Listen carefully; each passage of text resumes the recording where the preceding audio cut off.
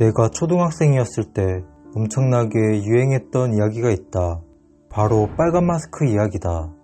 입이 귀까지 찢어진 여자가 빨간 마스크를 쓰고 다니면서 사람들에게 자기가 예쁘냐고 물어본 다음 예쁘다고 대답하면 여자가 마스크를 벗고 그럼 나랑 똑같이 해줄게. 라고 하면서 입을 찢어버린다는 괴담이었다. 빨간 마스크가 혈액형별로 입을 찢는 범위가 다르다. 실제로 빨간 마스크를 본 애들이 있다. 이런 얘기들이 주변에서 막 들리다 보니 그 당시 어렸던 나에게는 빨간 마스크 괴담은 공포 그 자체였다. 그러던 어느 날, 그날은 잠들 시간이 훨씬 지났는데도 이상하게 잠이 오지 않는 밤이었다. 나는 한참을 뒤척이다가 잠이 도저히 안 오길래 잠자리를 바꿔봐야겠다는 생각에 방문 쪽으로 머리를 두고 누웠다.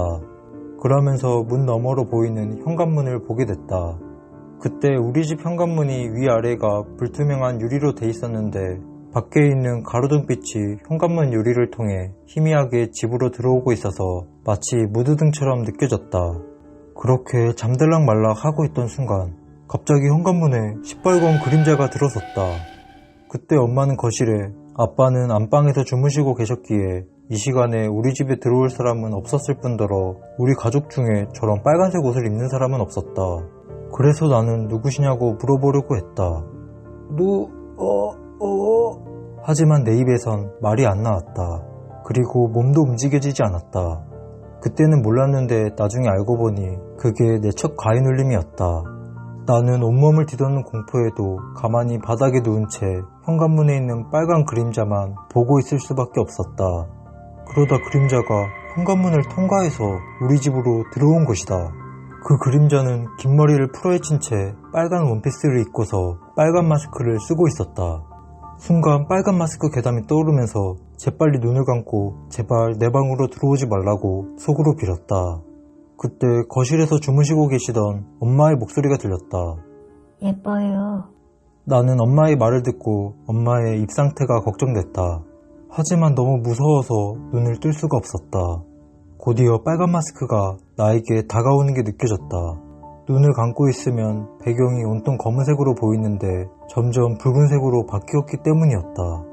어느새 빨간 마스크가 내 방문 앞까지 왔는지 붉은색 배경에 검은 눈과 입이 생기더니 입이 귀까지 찢어지며 웃기 시작했다. 내가 예쁘니?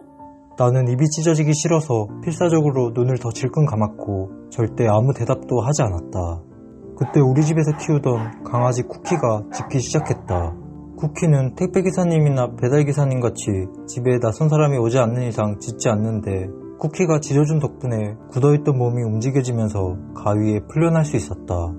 나는 얼른 방불을 켜고 주변을 둘러봤지만 빨간 마스크는 사라지고 없었다. 빨간 마스크에 대한 두려움이 환각과 환청을 만들었다는 생각이 들었다. 내가 좀 소란스러웠는지 아니면 쿠키가 짖는 소리 때문이었는지 거실에서 주무시던 엄마가 잠에서 깨셔서 내 방으로 오셨다. 다행히 엄마의 입은 멀쩡했다. 묘야, 불 켜고 뭐해? 나는 괜한 오해를 받기 싫어서 엄마에게 방금 있었던 일을 얘기해드렸다.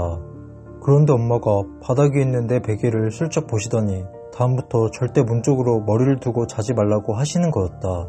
새벽에 귀신이 문을 통해서 지나다니기 때문에 문 쪽에 머리를 두고 자면 안 좋다고 말이다.